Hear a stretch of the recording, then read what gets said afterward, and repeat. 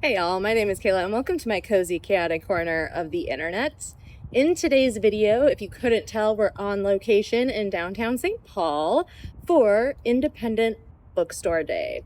If you were here this time last year, first and foremost, hi, hello, thanks for hanging out still. If you weren't here this time last year, don't forget to subscribe, okay? I'll give you a second, think it over, mull it over. The vibes are immaculate.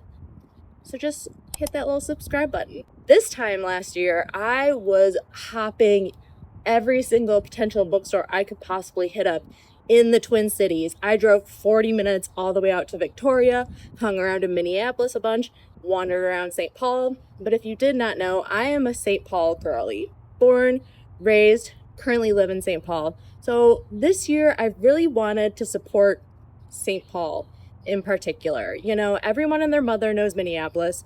Minneapolis has everything. So I figured the more that we highlight St. Paul, the more we support St. Paul, the more cool shit we're gonna get here.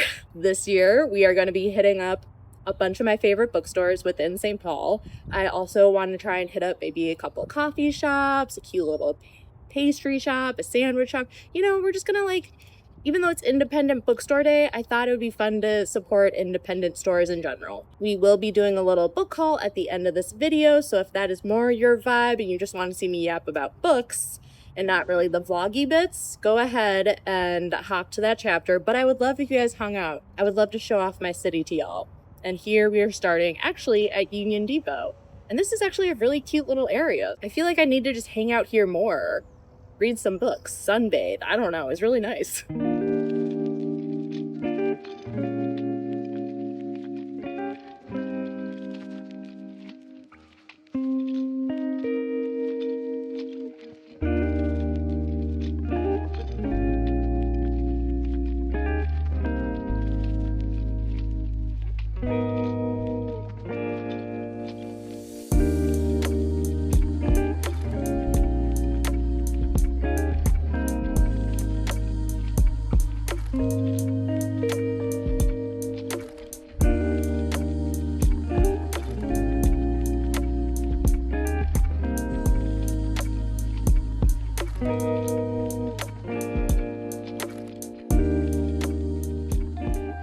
It is, quite honestly, one of the nicest days outside.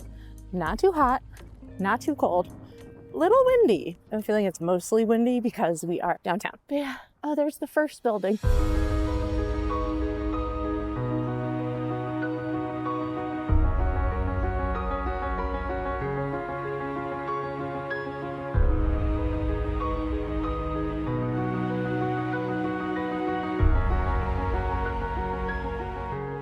Icon of St. Paul.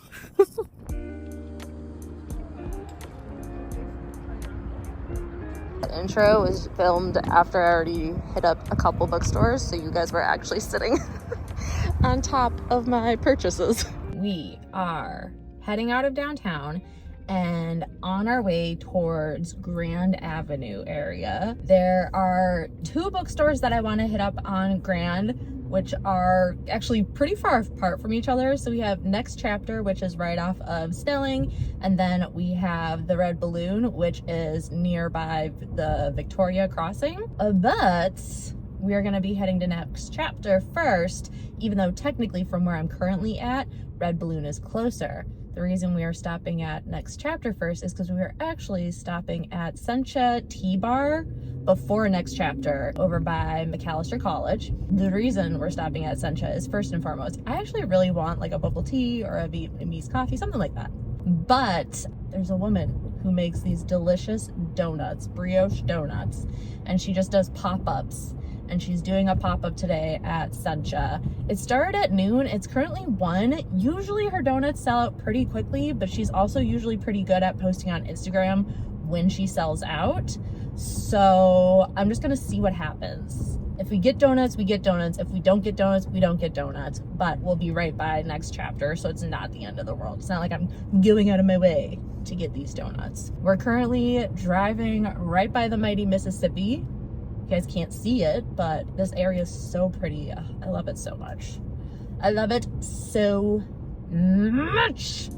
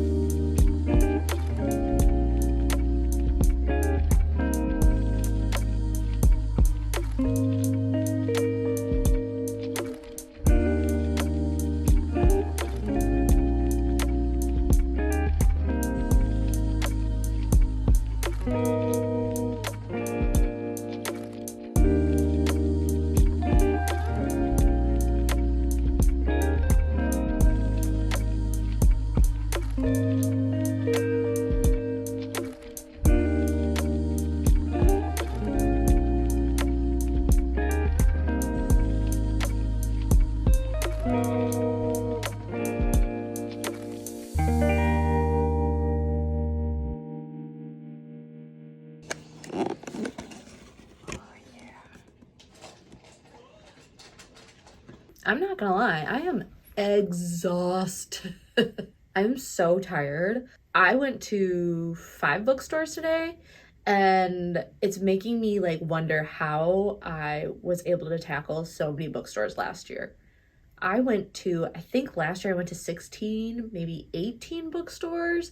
Granted, that was over the time span of 2 days, but day one, I went to so many bookstores. How did I do that? Because I am exhausted. Anyways, I did get my donut. So I got 2 different ones. I got a banana fee, which is like banana and coffee. Oh my god, so good. And then there's a creme brulee one in here still, and I'm very excited to have that. What I'm going to do is I'm going to obviously talk about the books that I got or the items I got. I'll talk about the bookstores that I went to. But before we kick that off, I just wanted to like make a comment about this, and I'm curious if anyone else experienced this. Like if you partook in Independent Bookstore Day, did you experience this phenomena? Last year, when I did my Independent Bookstore Day tour of the Twin Cities, all of the stores were like pretty busy, and these have all been stores I've gone to in the past, so I know like they're kind of like just on any regular schmegular day, they're pretty quiet, a lot more relaxed. So a lot of the bookstores I went to last year, they were busy, but none of them were like over the top, you felt claustrophobic in them kind of busy, except for one. Tropes and Trifles last year, which is the Twin Cities romance specific bookstore. Like literally any romance book you could potentially even fathom, they carry. And that place was packed last year. Oh my god, it was so busy last year. They literally had you walk in and you just see this giant line, and it's just like, okay, well maybe I'll just hop in this giant line, because it like pretty much weaved itself perfectly throughout the bookstore, where if you're standing in line, you're gonna be looking at the books that you would want to be looking at anyways. But yeah, other than Tropes and Trifles last year, the rest of the stores were just like busy, but not to the point of being like, I feel uncomfortable being in here busy. This year though, they were all really busy. I felt as though I couldn't even really look at something without feeling as though I was in someone else's way. Whereas last year, I could stand in front of a bookshelf and I could do this and I wouldn't touch anybody. So yeah, I'm just curious if anyone else experienced that when they went to their bookstores for Independent Bookstore Day. Anyways, with that noted, let's talk about some books and just stuff I got in general. Red Balloon. Red Balloon predominantly specializes in children's books, but they do have an actually really great young adult and adult fiction section. I got Inferno's Heir by Tiffany Wang. This is about a woman who abandoned her morals long ago, and now there's nothing she won't do to stay alive. So far, she has survived her parents' death, the ire of the council, and innumerable attempts on her life, orchestrated by Yara, her half-brother and soon-to-be king of Eresia. So this is a fantasy. When Yara moves to crush the rebellion that seeks to overthrow the monarchy, Taya, who is our main character, sees one last opportunity to ensure her own safety. She can infiltrate the rebels, locate their base, and betray them to Yara, trading their lives for her own. When Taya meets the rebels, she gets far more than she bargained for. And when she gains not only their trust, but their friendship, she begins to have doubts. Perhaps the rebels are right. Perhaps the Golden Palace should be torn down and the monarchy destroyed. But then again, what if there is another possibility? What if Taya were on the throne instead?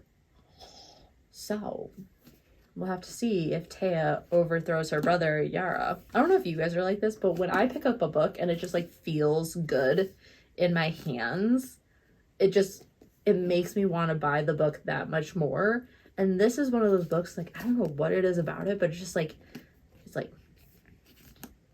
a stable, firm book, and it feels good in my hands. And also just that cover, the coloring, the art, I love it. And yeah, it feels good in my hands. may or may not be about cannibalism, but let me read you the back of this. Brielle Pettifor loves to cook, but with a chronically sick mother and bills to pay, becoming a chef isn't exactly a realistic career path. When Brielle's mom suddenly loses her job, Brielle steps in and uses her culinary skills to earn some extra money. The rich families who love her cooking praise her use of unique flavors and textures, which keep everyone guessing what's in Brielle's dishes. The secret ingredient? Human flesh. Yeah, I'm not gonna lie, the cover of this one is what initially caught my eye, but reading the summary of the book, I was like, ooh, yes. Yes, yes, yes. Next, I went to Subtext, which is in downtown St. Paul.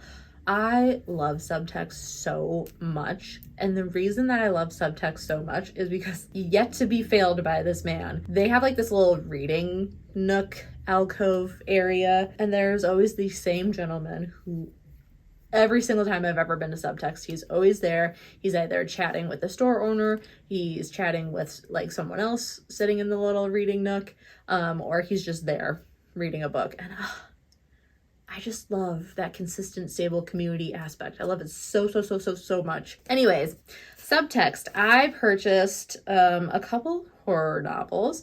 We have Disturbance by Jenna Clark. First and foremost, this cover is what drew me in. We all know Kayla. Kayla's a cover girly. So this, I had to see what it was about. As the sun sets on a feverishly hot July evening, a young woman spies on her teenage neighbor, transfixed by what looks like an occult ritual intended to banish an ex-boyfriend.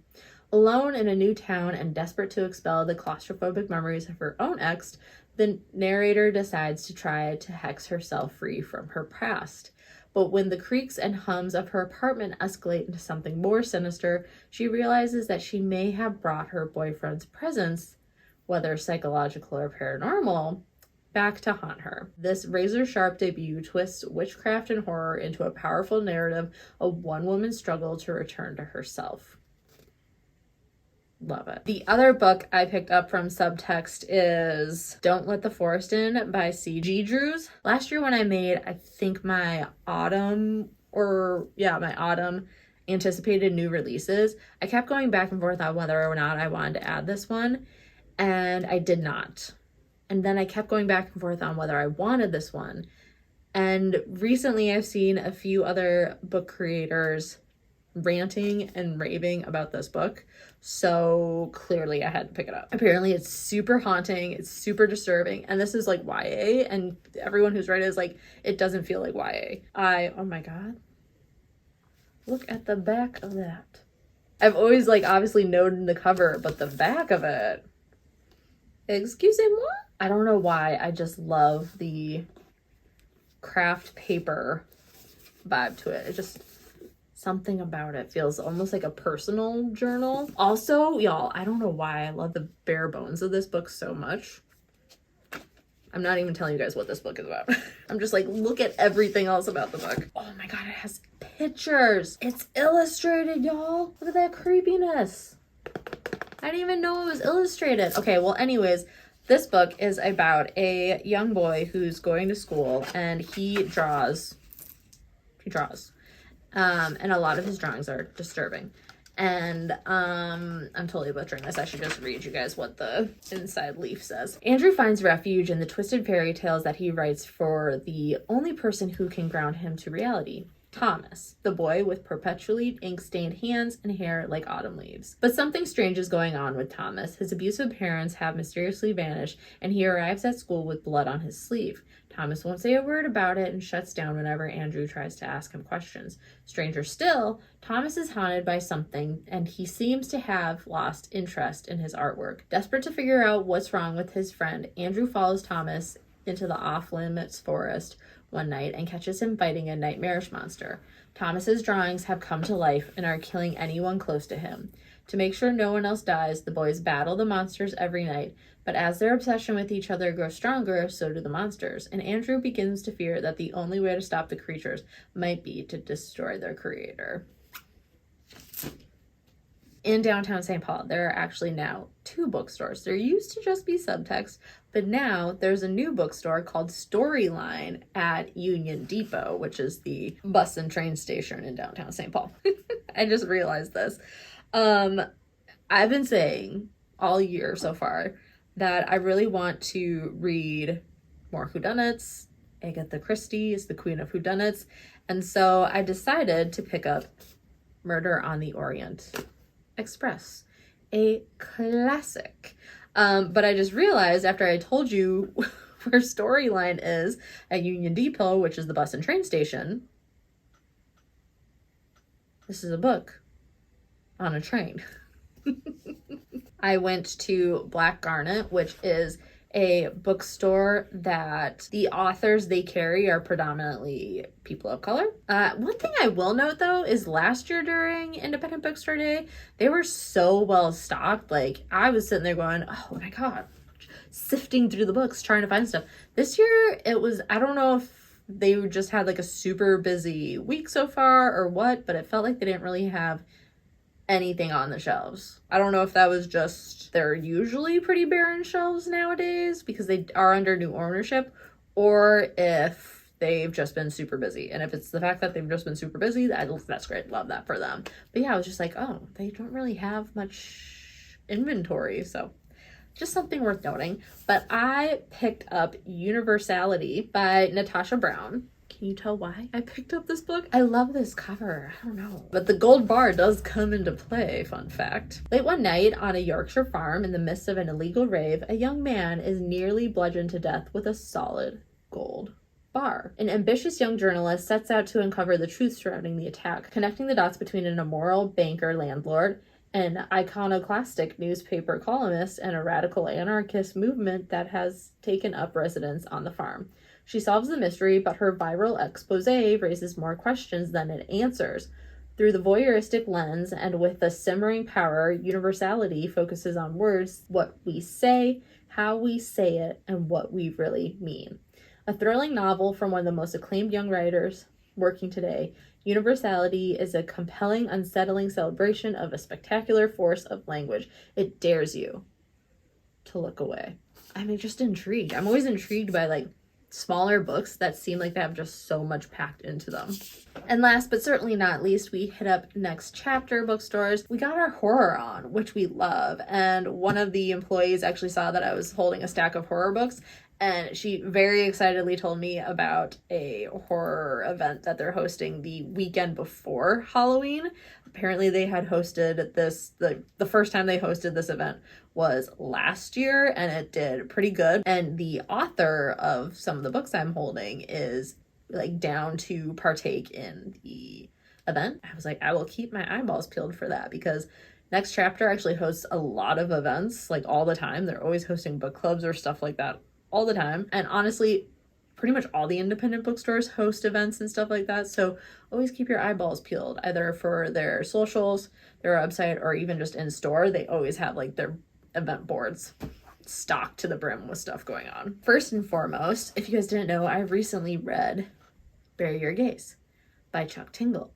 And there was a little Easter egg in Bury Your Gaze for Camp Damascus. So clearly I needed to get Camp Damascus because I have to read this before he has another book. I forget what it's called, but he has another book coming out in August that I really want to read. So I have to read this just in case there's more Easter eggs in that book about Camp Damascus and about Bury Your Gaze. Welcome to a God-fearing community with a heart of gold.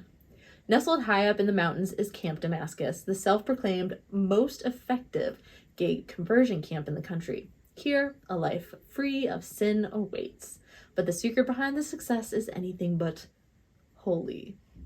From Chuck Tingle, beloved internet icon, comes a searing and earnest horror debut about the demons the queer community faces in this country, the price of keeping secrets, and finding the courage to burn it all down. I really enjoyed Bury Your Gaze. I've heard hit or miss about Camp Damascus, but I'm still willing to give it a swirl. I may have picked up a couple killer VHS books. Joshua Milliken is Teleportasm, and this is about four friends who unearth a unique VHS tape that, when viewed, causes short-distance teleportation with euphoric after effects, inadvertently launching a perilous trend. As copies of the original tape are made, the results become less predictable and ultimately gruesome due to analog generational decay. Despite the danger, some will risk everything just for one more trip. And then we have Night of the Witch Hunter by Patrick Barb, and it is 1999, and Fallen Church, New Hampshire is ready for Y2K, but they never planned for Goodman Price. As the new millennium approaches, outcast teen Josie's school video project for history class inadvertently leads to the resurrection of Price, a demonic witch hunter from the 1600s. As he unleashes puritanical hell on earth in her small New England town, Josie must rely on her best friend, an ancestor accused of witchcraft, and the mystical powers inside of herself to put an end to Night of the Witch Hunter once and for all. So these killer VHS series books are supposed to be like Goosebumps but for adults. And there were a couple other ones, but the other ones that they had, one was called Cicada, and it just wasn't grabbing my interest. And I think the other two, maybe three, were Christmas related ones. So I may eventually pick those ones up, but I wanted to pick up these two to start. That is my Independent Bookstore Day haul. I did also get a candle. It is actually on my candle warmer right now. Smells absolutely divine. It's called Bookstore, but it has like a very strong note of coffee, which I personally love coffee scented candles. I don't know if you guys can tell, but my eyeballs feel like they're just like slowly closing. So with all of that, thank you guys so much for joining me today on this Independent Bookstore Day adventure. Let me know in the comments down below if you guys got to partake in your independent bookstore days. If you did, let me know what books you purchased. If you didn't, my neighbor's showing off their bike. If you didn't, that is totally fine, because guess what? Your independent bookstores are there all year round. And while, yes, we love to celebrate them, obviously, on these big days, we also want to celebrate them throughout the rest of the year. So anytime you get the opportunity to purchase a book, try and make sure you do it through your independent bookstores. But with all that noted, thank you guys so much for hanging out with me today. Have a great rest of your day, and I will see you in the next video.